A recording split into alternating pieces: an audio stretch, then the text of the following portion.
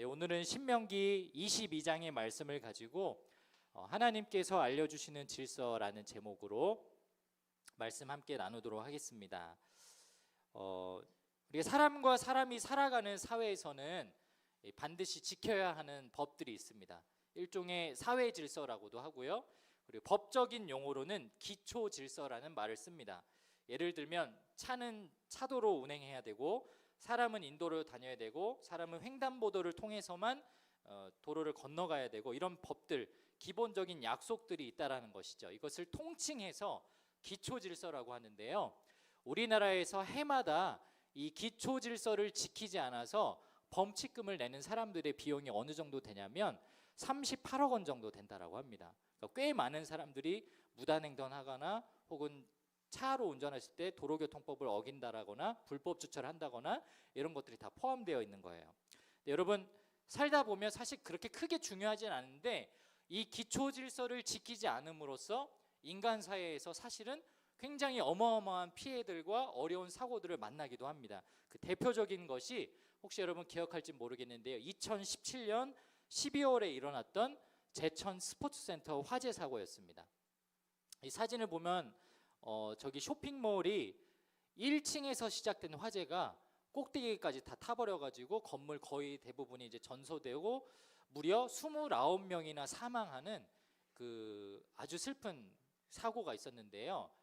이 원인을 살펴보니까 무엇 때문에 화재 진압을 못했고 이렇게 사람들이 죽도록 내버려둘 수밖에 없었는가 봤더니 바로 옆에 있는 사진 때문이었어요. 그 해당 지역 사진은 아닌데 차량들이 기초 질서를 어기고 골목길에 이중 주차를 함으로써 소방차가 거기서 지나가지 못해서 통행을 하지 못해서 차를 빼달라고 하는데 빼주지도 않고 연락도 안 되고 해가지고 초기에 화재 진압에 실패했고 그로 인해서 수없이 많은 사람들의 생명을 잃게 되는 그런 안타까운 사건을 경험해야 했습니다.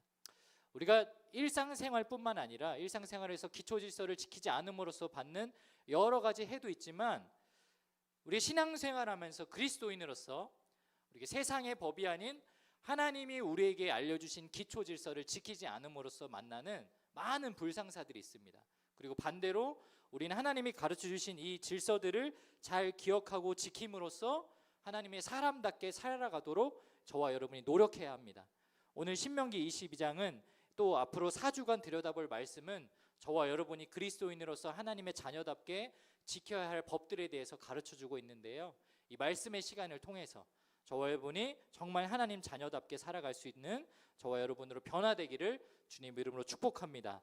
하나님께서 알려주시는 질서, 우리 성경이 말하는 하나님 나라의 질서는 어떻게 지켜야 할까요? 첫 번째로 하나님의 질서를 배우고 익혀야 합니다.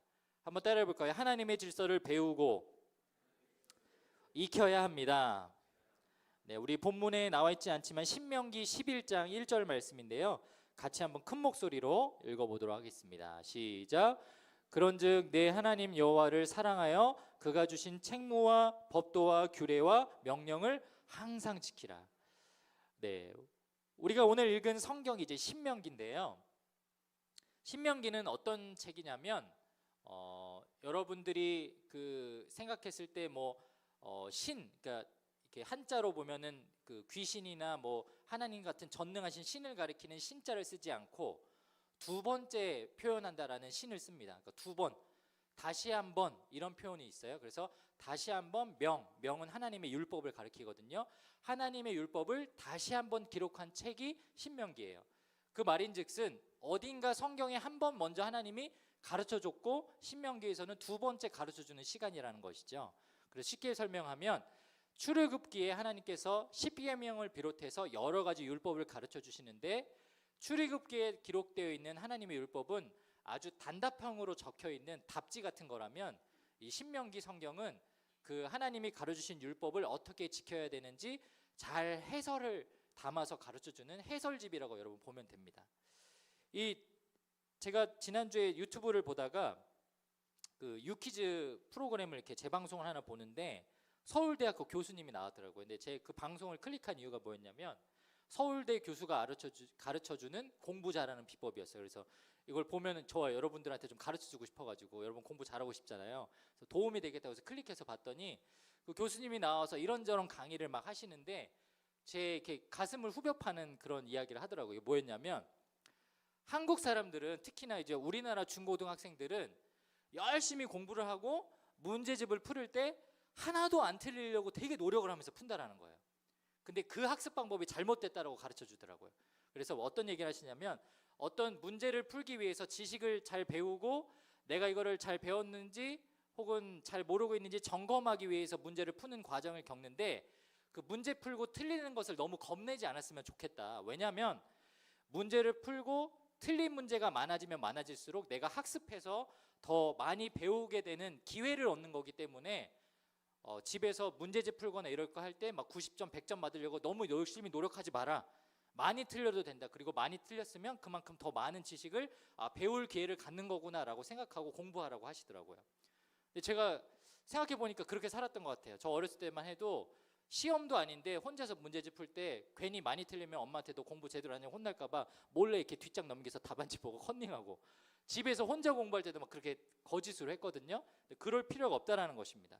이것을 우리 신앙생활에 적용해서 우리 해설을 해보자면 여러분이 하나님의 율법을 배우고 질서를 배우는데 어려운 일들이 당연히 과정이 필요하겠지만 또 지키지 못함으로 인해서 실망하겠지만 그걸 두려워하지 말라라는 거예요. 왜냐하면 하나님이 그것을 다 알고도 우리에게 율법을 주셨고 가르쳐 주시기 때문입니다. 실제로 이스라엘 백성들이 출애굽해서 하나님 앞에 이 계명을 받기까지 어떤 과정을 거칩니다. 지도를 하나 보여주시면 여러분 잘 알죠? 이스라엘 백성들이 애굽에서 나와가지고 원래 고센 땅에서 살고 있어서 저 지도를 보시면 왼쪽 위에 있는데 고센 땅에서 쭉 내려와서 숫곳에 머물고 있다가 거기서부터 애굽의 추격을 받습니다. 그리고 어디까지 피신을 하냐면 비하히롯이라는 지역까지 가요. 그리고 거기가 이제 지도상에 보면 그 애굽 땅과 가나안 땅의 경계상에 있고 여기 화면엔 잘 보이지 않지만 바다가 있어요. 그리고 거기를 건너가야 그 건너갔던 바다가 여러분 뭐예요? 성경에 나오는 홍해예요.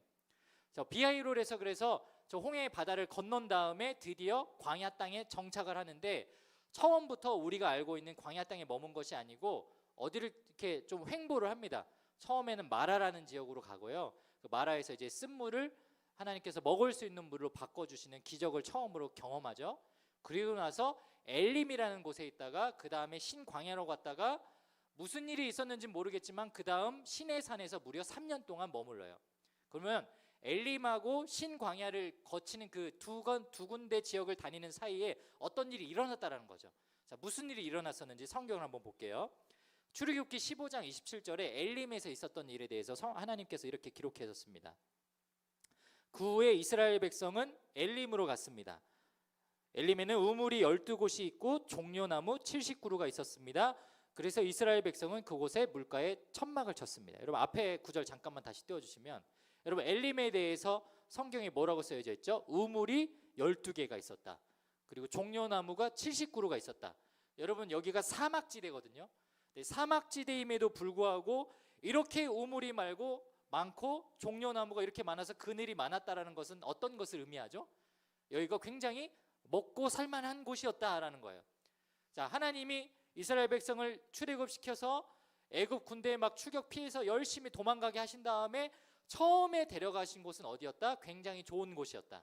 풍족한 곳이었다. 그래서 이스라엘 백성들이 안심하고 하나님을 신뢰합니다.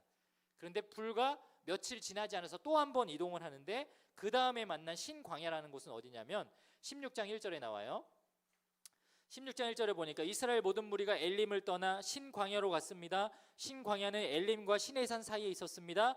그때는 그들이 이집트에서 나온 날로부터 한 달째 되는 두 번째 달 15일이었습니다. 자, 여러분 여기서 아주 중요한 말이 있는데 여기 그 엘림에서 신광야로 갔을 때가 애굽에서 출애굽한 지 시간이 어느 정도 흘렀다라고 말하죠? 한 달. 자, 겨우 한 달 흐른 거예요. 겨우 한 달. 겨우 한 달 흘렀는데 그들이 이 16장 1절 이하로 어떤 불평들을 표현하냐면 왜 우리한테 고기 안 주냐? 왜 먹을 거 안 주냐? 왜 이렇게 힘든 데서 방황하게 하냐? 가나안 땅에는 언제 가냐?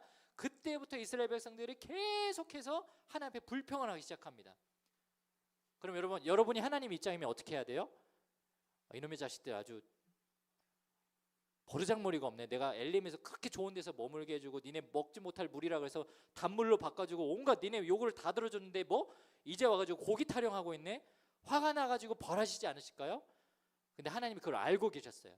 이스라엘 백성들이, 그리고 저와 같은 하나님의 자녀들이 얼마나 이기적이고 세속적이고 자기만 생각하는지 알고 계셨던 거죠. 그래서 그 다음에 목적지가 어디냐면 시내산으로 갑니다. 그리고 3년 동안 그들에게 하나님의 율법을 가르쳐 주세요.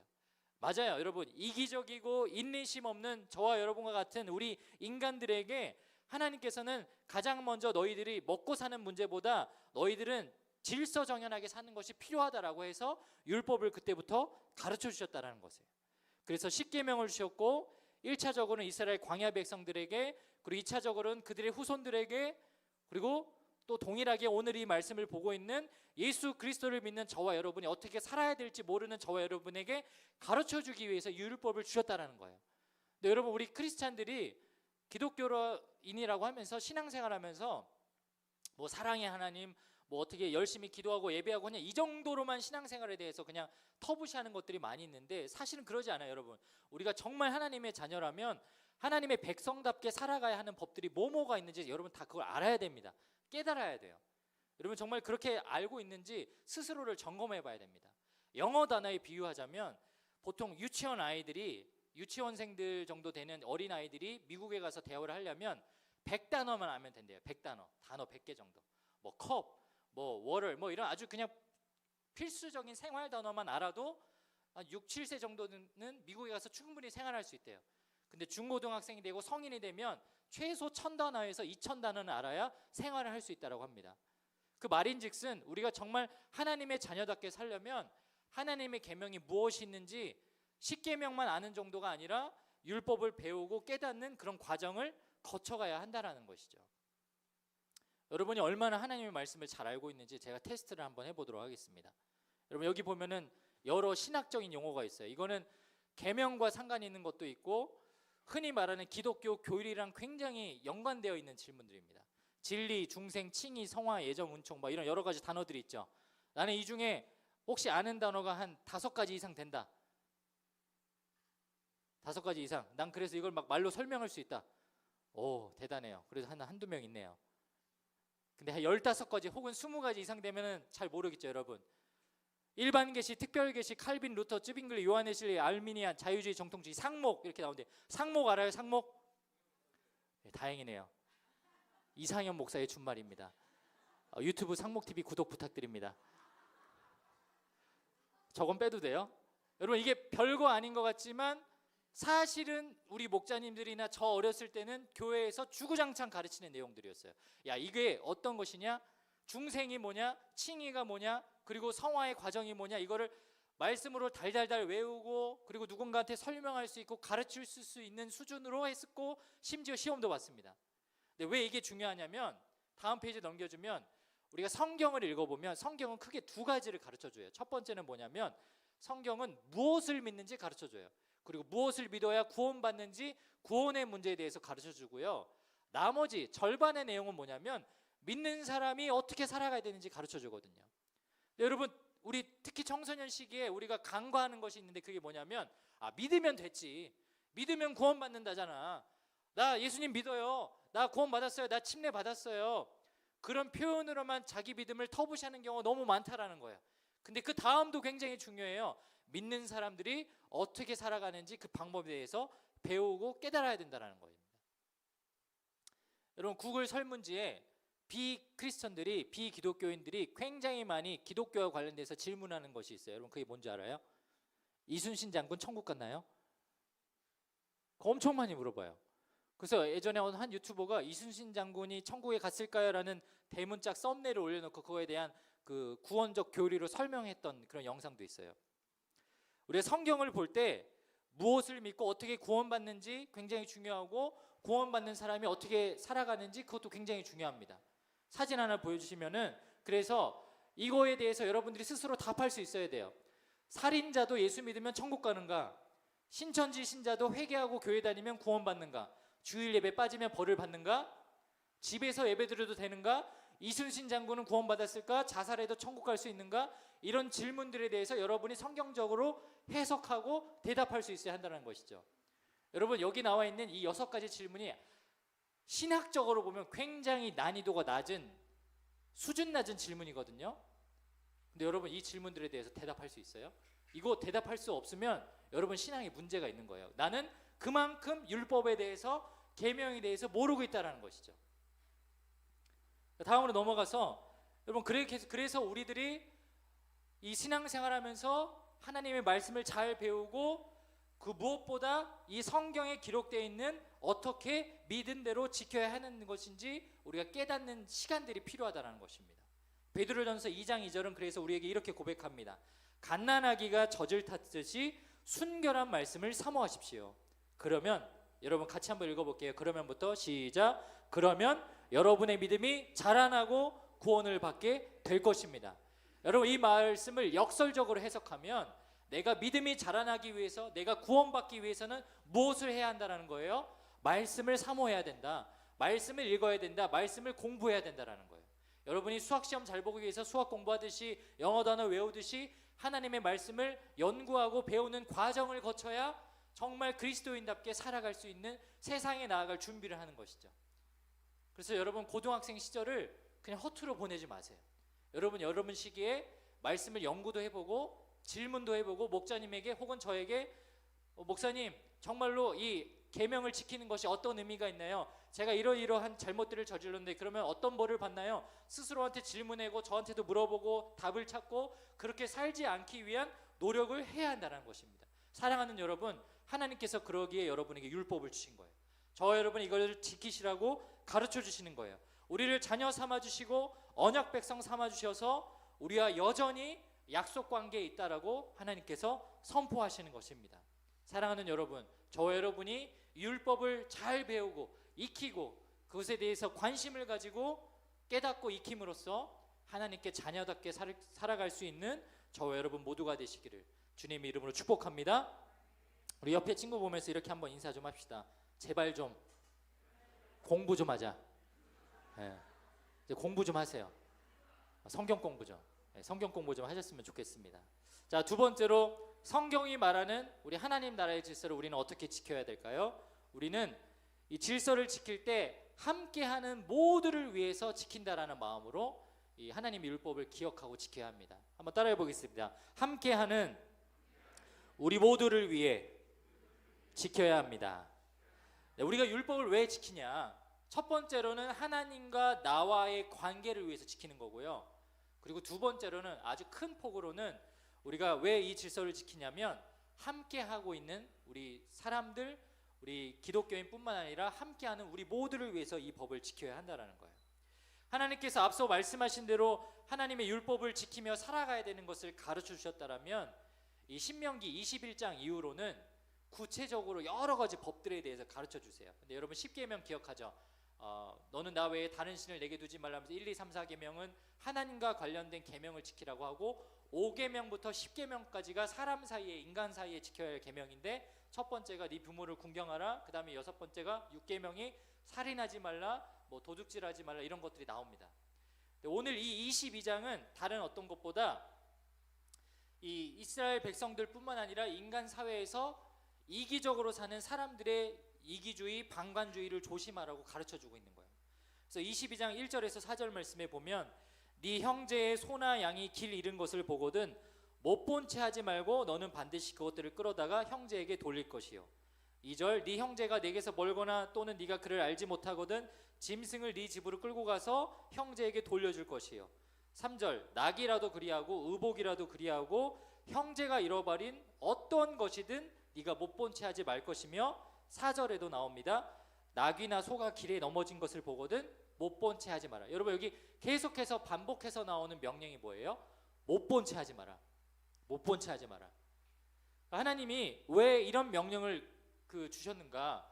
그 당시 굉장히 그렇게 이기적이었다는 거예요. 이스라엘 백성들이 한 민족이고 같이 출애굽해서 나왔고, 여차저차 뭐 같이 텐트 치고 사는 사람들 다 한 가족이고, 그렇게 사는데도 불구하고 그 사람들이 너무너무 이기적으로 살았다는 거예요. 지금도 마찬가지죠. 그러니까 우리 인간은 그런 존재로 태어났지만 그럼에도 불구하고 말씀을 의식하면서 서로를 위해서 배려하고 돌아보면서 살라라고 합니다. 여러분, 요즘 시대에 이 명령이 얼마나 힘들어요. 못 본 채 하지 않는 것. 여러분, 학교에서 누군가 괴롭힘 당하는 거, 못 본 채 하는 거, 그거 쉬운 일 아닙니다. 여러분, 길 가다가 여러분 바쁜 일이 있고 가고 있는데 뭐 모르는 사람 누구 넘어지고 무거운 물건 지고 있을 때 못 본 채 하지 않고 그 사람 도와주고 살펴보는 거 절대 쉬운 일 아니에요. 어른들도 못하는 사람들 많아요. 그런데 오늘 성경이 우리에게 명령을 하시는 것이죠. 그래서 짐승의 그 비유를 들어서 내가 갖는 이 물건, 주인 없는 거 내가 가져도 되지만 그걸 보관하고 있다가 짐승을 먹이고 있다가 주인 찾아주고 의복도 돌려주고 그 수고를 하라는 거예요. 여러분, 지금처럼 뭐 당근에다가 제가 어디서 성복동에서 에어팟 잃어버리신 분 한 짝 주었습니다 올리고 있는 그런 시대가 아니잖아요. 200만 명이 살고 있는 수없이 많은 무리들에서 표식도 안 돼 있는 짐승이 누구 건지 어떻게 합니까? 근데 그거 찾아준 노력을 해보라는 겁니다. 쉽게 말해서 말도 안 되고 힘들지만 어려운 일이지만 내 시간을 내어서 남을 돌보라는 거예요. 개인적으로 방관하고 이기적으로 살지 말라라는 것이죠.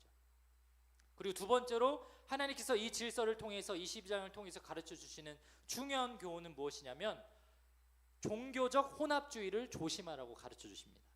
오늘 신명기 22장 5절 9절 그리고 10절 11절에 이렇게 나와 있습니다.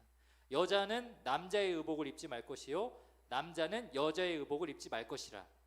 이같이 하는 자는 네 하나님 여호와께 가증한 자이니라. 이 말씀을 읽는데 제가 갑자기 저희가 그 연예인 한 명이 생각났어요. 막 남자인데 치마 입고 레깅스 신고 그 부츠 신고 막 하는 연예인. 갑자기 이름이 생각이 안 나네.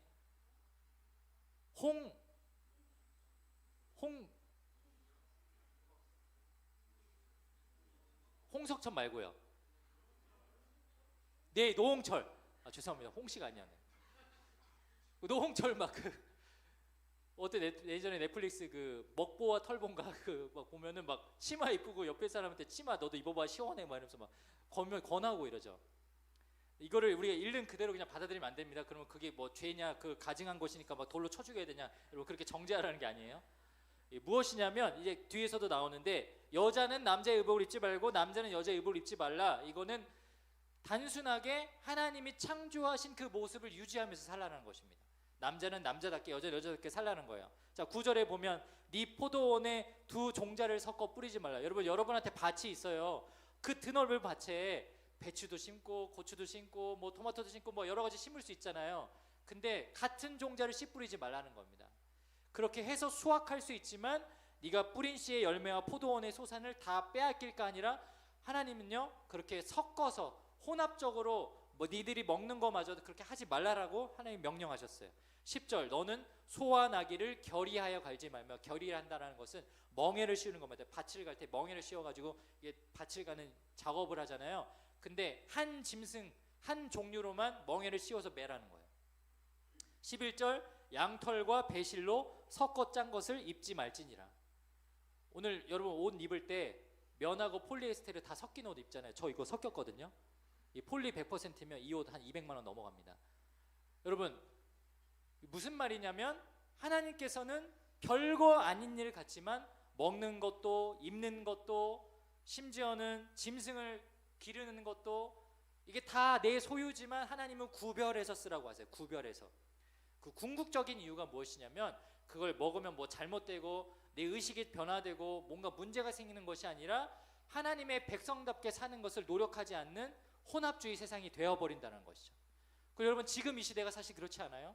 남자가 여자 분장을 했는데 예쁘다 그러고 뭐 변한 무슨 댄서 한다 그러고 뭐 성전환 수술한다 그러고 그리고 내가 먹고 내가 좋아하는 거 다 괜찮아 같이 해도 돼 라고 온갖 혼합주의적인 생각들이 이 세상 가운데 만연하지 않습니까? 그 죄된 생각 이거 정도는 괜찮잖아 라고 내가 남용하고 잘못 생각했고 판단했던 그 행동의 하나하나가 결국은 하나님을 부인하고 떠나게 되는 경계가 된다는 거예요. 그래서 오늘 22장의 가장 중요한 말씀 12절 말씀에 하나님께서 이렇게 명령하세요. 우리 12절 말씀 같이 한번 읽어보겠습니다. 시작. 너희는 너희가 입는 겉옷에 내 귀에 술을 만들지니라. 여러분 이 말씀은 사진을 보여주시면 겉옷에 이스라엘 백성인 것을 표기할 만한 표식을 하고 다니라는 거예요. 그래서 실로 술을 짜가지고 저것을 옷에 주렁주렁 달고 다니라고 하나님 명령하셨습니다. 여러분 저게 얼마나 거추장스럽겠어요. 광야 생활하면서 그 모래바람 부는 데서 앉아가지고 저 쉴 꿰매는 시간이 얼마나 그들에게 있었겠어요. 불안하고 불도 없고 어렵게 사는데 근데 하나님 저거를 요구하시죠. 명령하시죠. 그 말인즉슨 너네가 지금부터라도 그리고 나중에 혹 가나안 땅에 살 때라도 저와 여러분이 2024년을 살아가는 어느 그 시기에라도 세상 사람들 앞에 내가 그리스도인이고 나는 하나님의 백성입니다라고 표식하면서 내 정체성을 기억하며 살라고 하나님이 명령하고 계시다라는 거예요. 사랑하는 여러분, 네 맞아요. 하나님께서 우리에게 율법을 주시고 질서를 주시는 이유는 이거 니네들이 지키지 않으면 나 너희들한테 벌 줄 거야. 니네 아주 큰일 날 거야. 우리한테 겁을 주기 위해서 이 질서를 가르쳐 주는 것이 아니라 너희는 내 백성이야. 나는 너의 하나님이야. 나는 너의 보호자야. 내가 너의 삶의 주인이야 라는 것을 깨닫고 가르쳐 주기 위해서 율법을 주신다라는 거예요. 이 사랑하는 여러분, 이 율법의 중요한 계명의 가르침의 교훈과 목적을 저 여러분이 깨달을 수 있기를 주의 이름으로 축복합니다. 단순히 저 여러분이 속박되고 닫혀있고 보수적이고 깝깝한 인생을 살라고 이 율법을 주시는 것이 아니라 저와 여러분의 삶이 변화되기 위해서 무엇보다 하나님이 나의 하나님이시고 내가 하나님의 백성인 것을 잊어버리지 않고 살게 하기 위해서 이 율법을 주신 것임을 기억하며 살아감으로 말미암아 여러분 삶의 환경 속에서 또 여러분이 만나는 친구 관계 속에서 세상 속에서 우리가 하나님의 백성인 것을 자랑하고 드러내며 살아갈 수 있는 우리 고등마을 모두가 되시기를 주님의 이름으로 축복합니다. 우리 함께 기도하겠습니다. 우리 시간 함께 우리 이 찬양을 함께 고백하면서 주님 앞에 나아갔으면 좋겠는데요. 이 시대를 살아가는 보면 참 많은 사람들이 너무 이기적으로 사는 것 같아요. 그리고 기독교인들도 세속적으로 산다라고 많은 세상 사람들이 우리를 비난하죠. 왜 그렇게 됐을까요? 여러 가지 이유가 있지만 요즘 세상 문화가 그래서도 있지만 가장 큰 이유가 있다면 여러분과 제가 하나님의 율법을 공부하지 않았어요. 이 말씀대로 살아보려고 노력하지 않아서예요. 사랑하는 여러분, 하나님은요, 하나님이 우리에게 주신 모든 축복을 충분히 누릴 수 있는 환경을 만들어 주셨는데 한 가지는 요구하세요. 그거 뭐냐면 하나님의 말씀을 사모하고 그 말씀을 지키며 살도록 요구하십니다. 오늘 이 말씀을 기억하면서 우리가 정말 하나님 나라 백성답게 살도록 그리고 그렇게 살아보겠습니다. 제가 주님 뜻대로 살아보겠습니다. 그런 마음의 결단을 가지고 우리 이 찬양 함께 고백했으면 좋겠습니다. 우리 한번 다 함께 자리에서 일어나서 우리 이곳에 임하신 하나님 나라, 내가 가난한 마음으로 주님 말씀을 바라보고 그 뜻을 지키며 살아가겠습니다. 우리 결단하는 마음으로 우리 이 찬양 부르고 주님 앞에 기도하며 나아가겠습니다. 이곳에 임하신 하나님 나라, 가난한 마음으로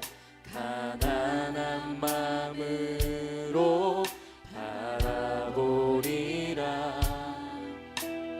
먼저 그 나라 그 뜻 구하며 나의 삶 드리리. 우리 주님이 맡기신 하나님 나라, 주님이 맡기신 하나님 나라, 믿음의 눈으로 우리 하나님이 가르쳐주신 그 율법과 하나님의 뜻이 하늘의 뜻 이 땅 가운데 완성될 그날까지 우리 결단하며 고백합니다. 믿음 다하여 그 위에 서리라. 하나님의 나라는 무너지지 않으리. 믿음 다하여 그 나라 세워가리라. 주님, 우리 다시 한번 처음부터 고백하겠습니다. 이곳에 임하신 하나님 나라, 이곳에 임하신 하나님 나라, 가난한 마음으로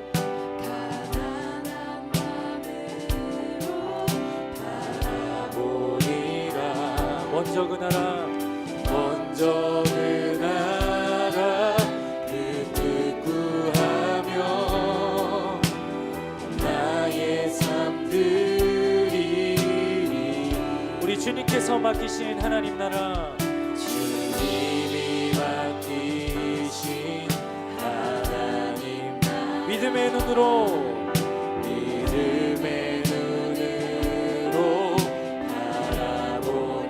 하나님의 뜻이, 하늘의 뜻이 이 땅 가운데 완성된 그날까지 믿음 다하여 그 위에 서리라. 하나님의 나라는 무너지지 않으니 믿음 다하여 그 나라 세워나리라. 주님 곧 오실 때까지 믿음 다하여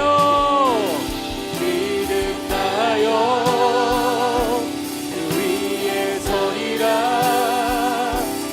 하나님의 나라는 무너지지 않으니 믿음 다하여 그 나라 세워나리라. 주님 곧 오실 때까지. 사랑하는 여러분, 우리가 살고 있는 이 나라가, 그리고 하나님이 맡겨주신 이 하나님의 나라가 하나님의 나라답게 살려면요, 저와 여러분이 하나님 백성답게 살아야 됩니다.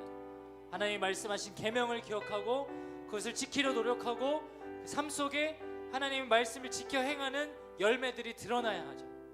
그동안 여러분의 신앙의 수준을 그냥 믿는 것만 하면 됐지라는 그 수준으로 살았다면 이번 한 달간 노력해 보는 거야. 예, 하나님, 제가 하나님의 백성답게 살아보겠습니다.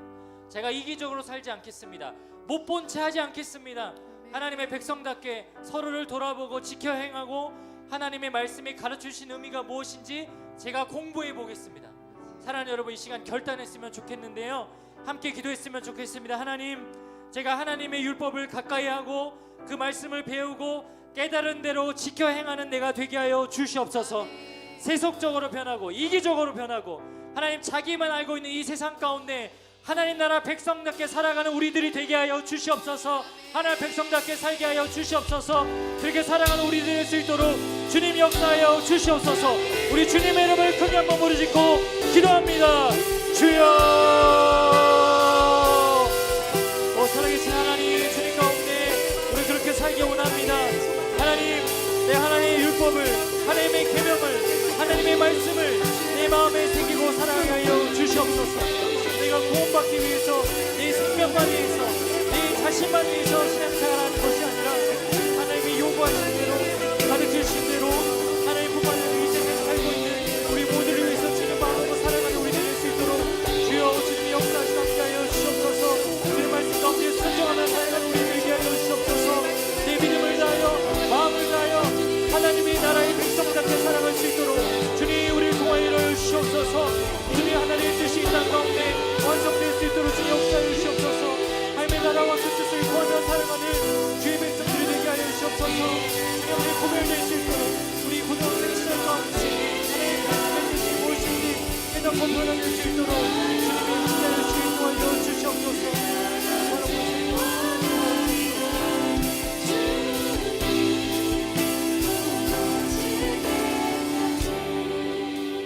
사랑의 하나님 아버지, 그렇습니다. 우리가 하나님 아버지의 백성이라고 하면서 하나님 뜻을 구별하지 못하고, 아니 알지도 못하고 무지하게 살았던 우리의 게으르고 나태한 모습을 주님 앞에 회개합니다. 주님, 우리를 불쌍히 여겨 주시옵소서. 오늘 우리에게 이 많은 율법과 계명을 가르쳐 주시며 이것을 지켜 행하라고 명하셨는데 그동안 말씀을 멀리하고 내 삶에만 집중하고 있었다라면 이제는 오늘 우리가 들은 말씀을 깨달음으로 말미암아 삶 속에서 정말 하나님 나라 백성답게, 하나님의 자녀답게 살아가기 위해서 하나하나 이 귀한 말씀을 배우고 깨닫고 지켜 행하는 우리의 삶이 될 수 있도록 인도하여 주시옵소서. 그리하여 우리 고등마을, 우리 비록 학생들 청소년이고 어린 나이라고는 하지만 삶 가운데 그렇게 정말 하나님 자녀답게 살아가는 모습을 통하여 우리의 삶이 변하고 내 주변의 환경이 변하고 이 나라가 변하여 정말 하나님 나라다운, 하나님 나라 백성다운 우리 삶을 경험할 수 있도록 주님 인도하시고 함께하여 주시옵소서.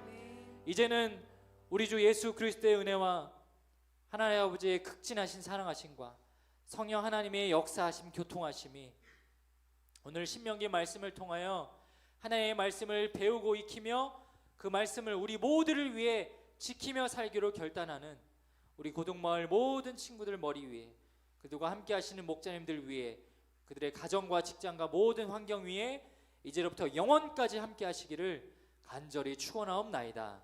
아멘.